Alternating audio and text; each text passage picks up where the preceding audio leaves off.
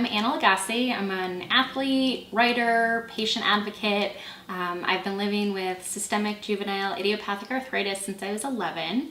I'm also one of the lucky few that has a positive rheumatoid factor, which means I have rheumatoid arthritis too. So I have both autoinflammatory and autoimmune arthritis. I started becoming symptomatic when I was 8. Mostly knee pain. That was like my initial complaint. So my knees hurt, and I was a really active kid and climbing trees, running, riding my bike everywhere. So our pediatrician at the time just basically said, this is probably growing pains. You take some children's Tylenol and we'll keep an eye on things. And over the course of the next few years, it went from just knee pain to sort of all over joint pain and body aches, fevers, nausea, headaches, fatigue, excessive bruising. I remember getting hit during a basketball game, like somebody just hit my arm, and the next day I had this massive bruise, massive swelling. And then finally I started getting rashes that would sort of cover my neck all the way down to my belly. So when I was in 6th grade, I was 11 years old. I played the clarinet. I was very cool.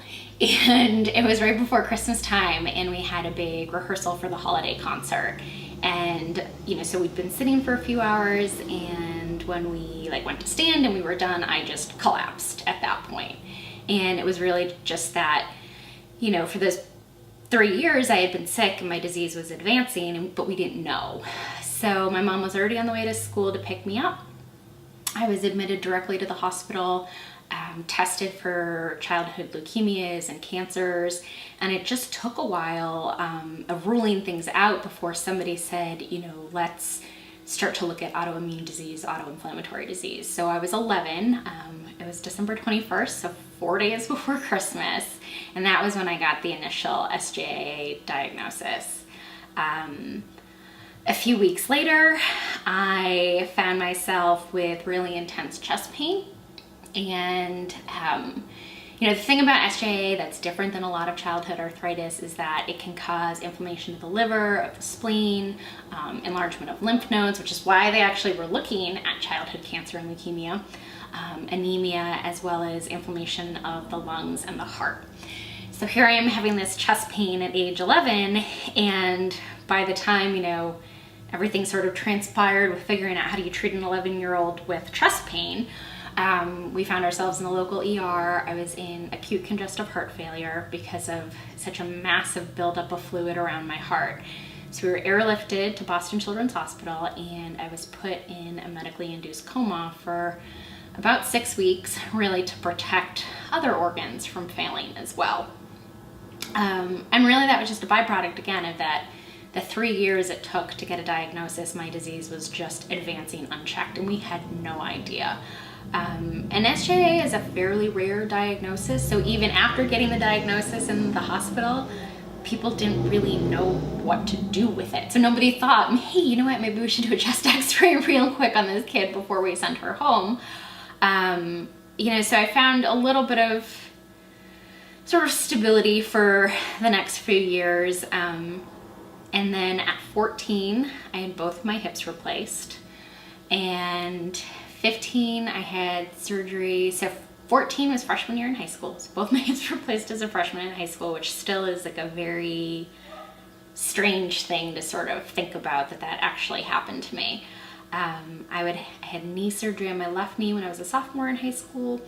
I had knee surgery on my right knee when I was a junior in high school. And during that time, it was actually when the first biologic drugs hit the market for rheumatoid arthritis. And I remember my pediatric rheumatologist wanted to prescribe one of those drugs. She was so excited. They first hit the market and they were FDA approved for adults. And then I think within 2 years, they got pediatric approval for them. So we really finally thought we had some hope on the horizon for treatment.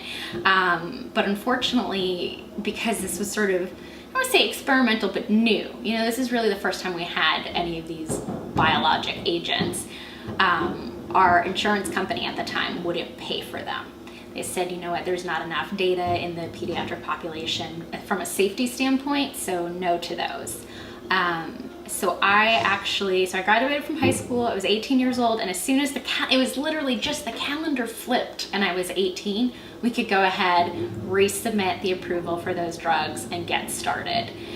So finally around 18, I had a little bit of sort of treatment stability in my life. We finally had something that was actually targeting the progression of the disease and not just symptom management, which is really what everything else is, whether it's steroids or NSAIDs. All they're aimed at is, managing the symptoms of the disease, not its actual progression. So things are looking up. I go to college, and I was still really not healthy. I was still a really active kid once I got my hips replaced. And so by the time I was 20, my right hip replacement failed for the first time. So I had hip surgery again as a sophomore in college. And then went through I think I was 20 then. And from 20 to 26 was really sort of chaotic, both in my own life and in my family's life. My mom was at the end of a terminal illness at that point. And I was sort of back and forth from school with her and my sisters and my own doctors, and sort of just trying to keep my head above water at that point. But my mom died when I was 22, and I came home from school permanently at that point to help take care of my younger sisters. But I had quit my job, and I didn't have any health insurance. So I was really sort of self-managing my arthritis through sort of those very palliative NSAIDs and steroids just with my primary care physician, because at that point, I didn't really feel like I could make my own health a priority. I really needed to be there to take care of my family. So after a few years of that and trying to, re-enter the workforce and finish school and all this good stuff, I finally had health insurance again and went to my doctor and started with new doctors. And like I said, I was 26. It's all such a blur sometimes to kind of think back about everything that's happened. But yeah, I was 26 and I found a new rheumatologist, a new orthopedic surgeon. My old surgeon had unfortunately retired. And the first time I met my new surgeon, he's like, I hate to be the one to tell you this, but your hip replacements have failed catastrophically. There is absolutely no medical explanation for the fact that you're walking around. We need to get you in the OR ASAP. So back in school at the time, I'm like, wait a second, I need to finish spring semester, and then I want to take a 6-week summer class that goes from, June into July. And I was like, let me finish that class and then we'll do surgery. So I had bilateral revision of my hip replacements when I was 26. And what I didn't really understand about that surgery before I'd done it is you're going to be 100% non-weight bearing on both sides to protect both new joints. So I came out and I needed to go to a rehabilitative hospital for several months after surgery. And I had to relearn how to walk, which is just, I don't think people really think of that being an experience for somebody who has arthritis. So finally I was discharged and, sort of me being who I am, full steam ahead, back to work, back to school. And at my 6-month checkup, which would have been in January, the bone graft in my right hip had failed again. And so I needed to have that right hip operated on for a 4th time. And at this point I was sort of just very mentally overwhelmed by what was happening. And I remember asking my surgeon, what would happen if we didn't do surgery next week? Can I do additional long-term damage? He's like, you're really not going to do long-term damage. You're just going to be in an increasing amount of pain. And the reason is when you kind of think about, the socket where your hip goes into and this plastic lining that they put in, it had separated and it was on a single screw and it was rocking back and forth. And so it was just eroding one side of the joint and it would just rock back and forth. And I just said, can we just push this out a year? Really, since I was 11 years old, had no normalcy in my life. I just want to work and go to school and hang out with my friends and go to Red Sox games with my boyfriend. You know what? Pause. We're just going to press pause on all of this. And so that's what we did. And I had surgery the following January 2011.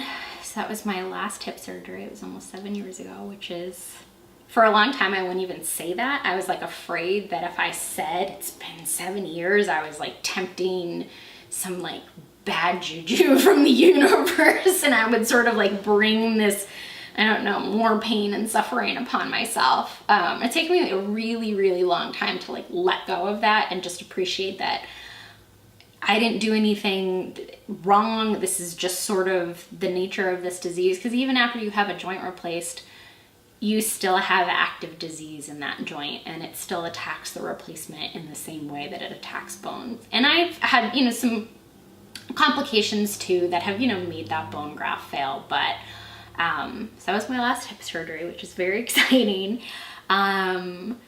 And then it was kind of a period of status quo for about 5 years of sort of cycling on and off different biologic drugs as we tried them and they failed. And in 2016, I was really starting to have a lot of trouble with my left wrist, like gripping things specifically.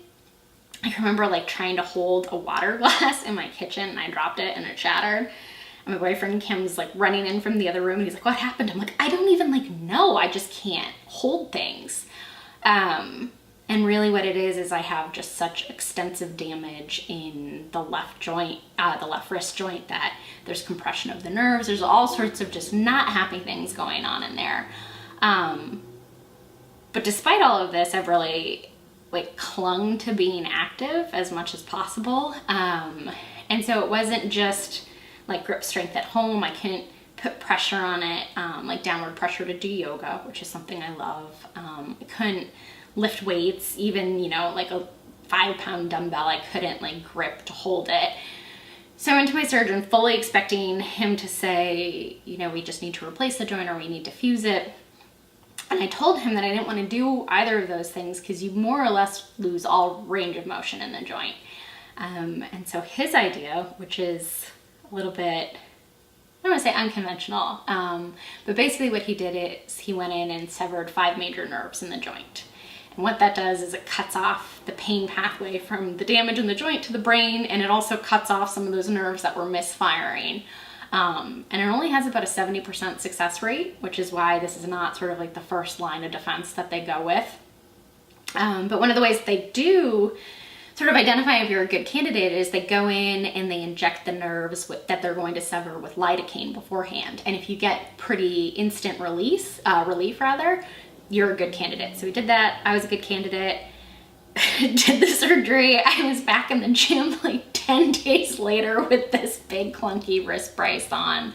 And then 4 months to the day after that surgery, I had my 3rd knee surgery on my left knee. I had injured my knee running, but also knew that there was a lot of other things going on in the joint. So went in, had arthroscopic surgery. They fixed the meniscus tear, which is what I had hurt. And they also just went in and scraped out everything else. And I'm more or less bone on bone in the joint, ready for a knee replacement as soon as I say go.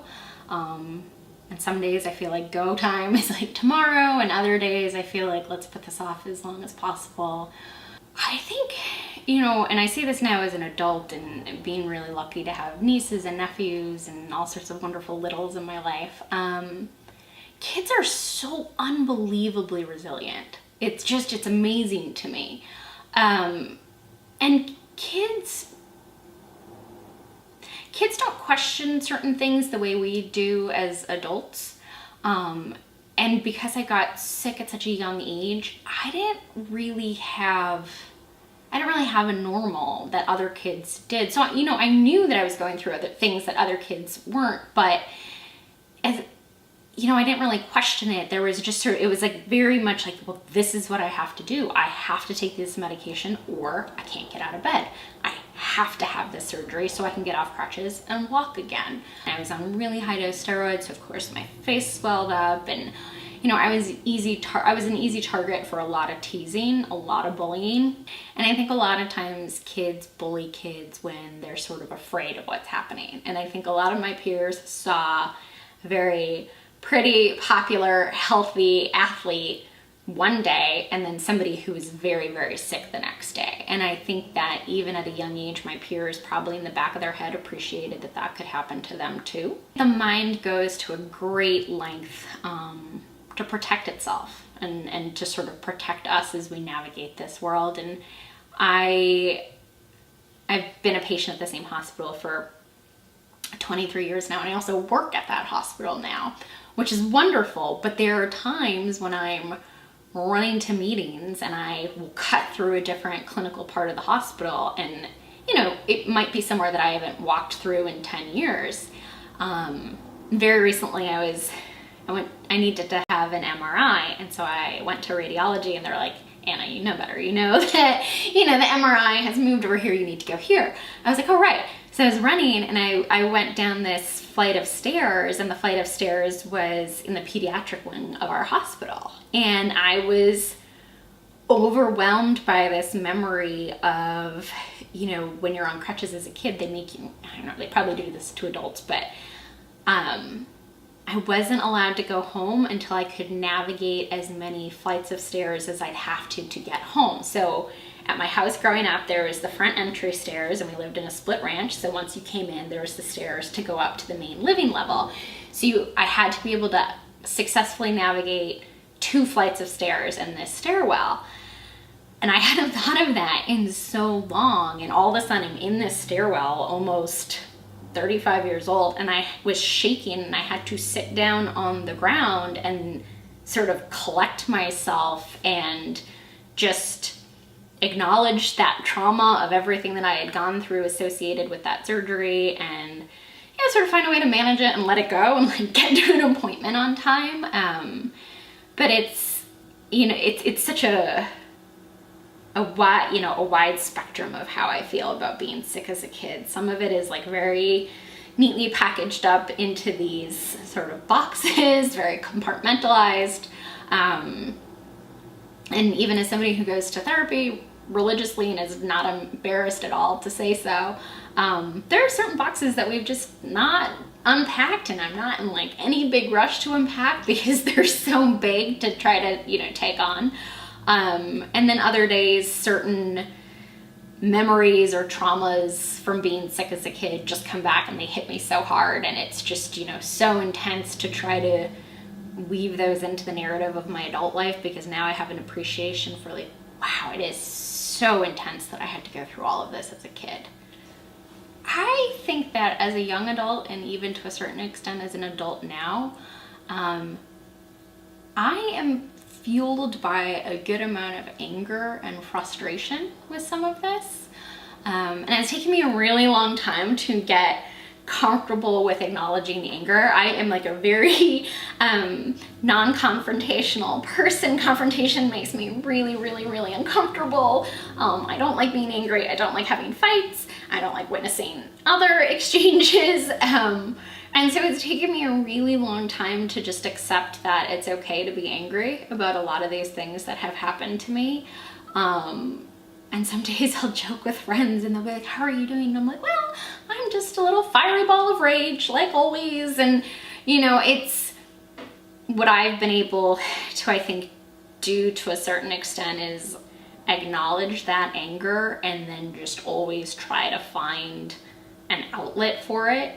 So on good days, it's, where I'm very active, it's going to the gym. I'll go to the gym for 2 hours, and it's like, I don't want to talk to anybody else. I just want to go there and I want to work through my own stuff and just deal with it that way.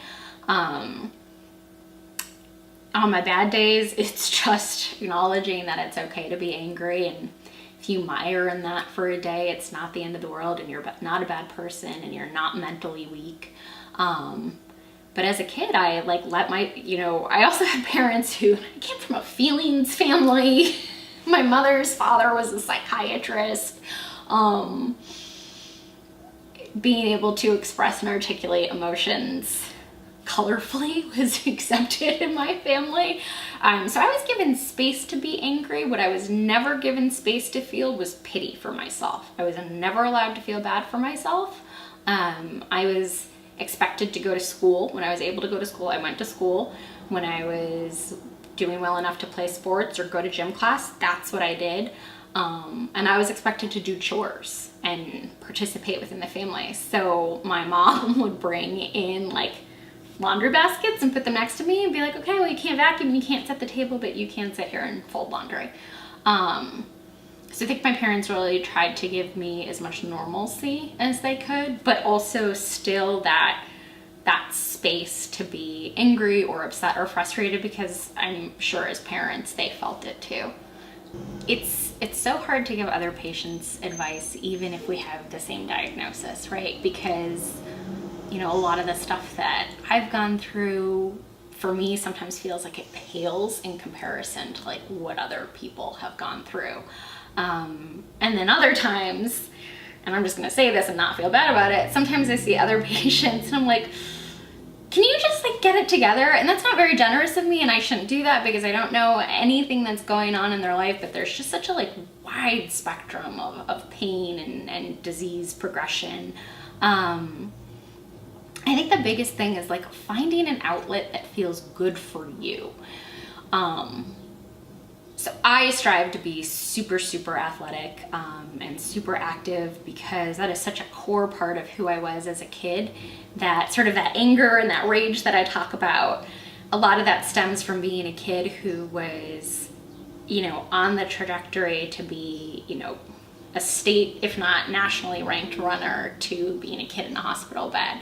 And so every time that I can like fight and claw and take even like a little piece of that back, that's sort of what helps me keep it together, is just feeling like I'm not losing ground and I still have part of that as my identity. But that's not for everybody. It's not appropriate for everybody. You know, I see so many patients that are passionate about artwork, or they sing, or they garden, or they cook, or I know patients that train animals, you know. So I think that you can feel angry, you can feel pissed off about all of this. You can feel sad, you can feel like down in that dark place. I know the sunken place is a very popular thing, thanks to Kanye on Twitter yesterday. But I mean, you have to find something that you want to climb out of the hole for, whatever that is. If you want to have kids, if you want to work, if you don't want to work, if you want to volunteer, whatever it is, you have to find something that feels like a good place to take all of this and direct it at that. The worst times in my life right now, even as an adult and being somewhat well adjusted with all this, are periods of inactivity when I can't go to the gym. Oh, trust me, like I love my hospital, but it's not perfect because no system is. And I think for patients with chronic illnesses, one of the biggest places that health systems fail us is by being so sort of locked into like lab reports, and you know, let's live and die by the lab report, and good labs mean you're doing well and bad labs mean you're doing poorly, but there's not necessarily like the holistic approach of what that all means. So, you know, my disease is pretty stable right now, and that's great. So sometimes my labs look good, but what I feel in response to them feeling good, there can be a big gap. And so whenever I'm talking to new patients about, you know, how do you get to know your doctor, how do you get to know your providers, how do you advocate for yourself, I think it's really important that doctors and providers are able to look at the patient as a whole person. You know, these 15-minute encounters that we have with our doctors, and then they have no idea about the last 4 to 6 months of our life, depending on the specialist, that happened outside of those 15 minutes. So I've worked really hard to get my doctors and my care team to understand what are my life goals, because treatment goals really don't mean much if they aren't supporting life goals. When you've been sick for a long time, you're able to normalize a lot of things. You're able to normalize a lot of pain, a lot of suffering. You're able to normalize not being able to do things. And when I really decided that I wanted to get more active, that I wanted to lose some weight and feel healthier and happier as a whole being and person and somebody in a relationship, you know, and there's intimacy and all these different things that make you a whole person, I realized that I wasn't doing a good enough job saying, I don't think this treatment is working anymore and we need to try something new. And so that's what I'm always trying to get help patients with is, what are your life goals? Like, what do you want to do? Do you want to garden? Do you want to be able to like pick up your grandkids and have that not be painful? Do you want to walk around the block with your dog? Like, what is your big goal in life right now that your illness is an obstacle to? Okay, well, your doctors need to understand that like anything short of that is a failure on their part, which is kind of a harsh black and white way to say it, but I think doctors should be motivated to help their patients live really full, happy lives outside of their office. We need transparency across every aspect of patient care right now. I know that it's very easy to like point our fingers at big bag of pharma and drugs are so expensive, and they are, and they shouldn't be in many cases. But you know, the fact that really healthcare as a good or a service or a product, it's the only thing that you buy without knowing the price up front. So the lack of transparency by providers, whether it's a hospital, a doctor, whatever, physical therapist, doesn't matter. The lack of transparency on what you're actually paying for your care is galling and should be illegal. It would be illegal for almost any other service. The lack of transparency on the insurance side of what informs their decisions. You know, we really don't know. And of course we saw, and I don't necessarily like to name names, but we saw a major plan recently come out and say, we didn't actually review any of the information in the peer-to-peer medical reviews. We didn't do that. So there's no transparency in how coverage decisions are being formulated. And then when you do get to pharma, there's not a lot of transparency in how they price their drugs. So this lack of transparency just to me is one of the biggest drivers of cost, because these three systems are not talking to one another. These three systems or entities have no incentive to work together. There's so much tension, but at the heart of it all is the patient, and patients are suffering. But the lack of transparency at this point, I just don't understand how much longer we can let this go on. I was given a lot of agency in my care as even a very young child. I was always allowed to question things and to question decisions, and ultimately, if it didn't necessarily put my life at risk, I was allowed to say no to things. I made judgment calls when I was in high school to come off certain drugs because from a lifestyle standpoint, I could not take the side effects anymore. And so advocating for myself has always given me, you know, a sense of empowerment in my own illness. And really it was 6 or 7 years ago, you know, I had sort of re-engaged with different foundations and was back doing a lot of fundraising. And fundraising is great and really necessary, but when I talk about things that fill you, fundraising is definitely not one of those things. And I was approached by an organization to attend their advocacy summit in DC.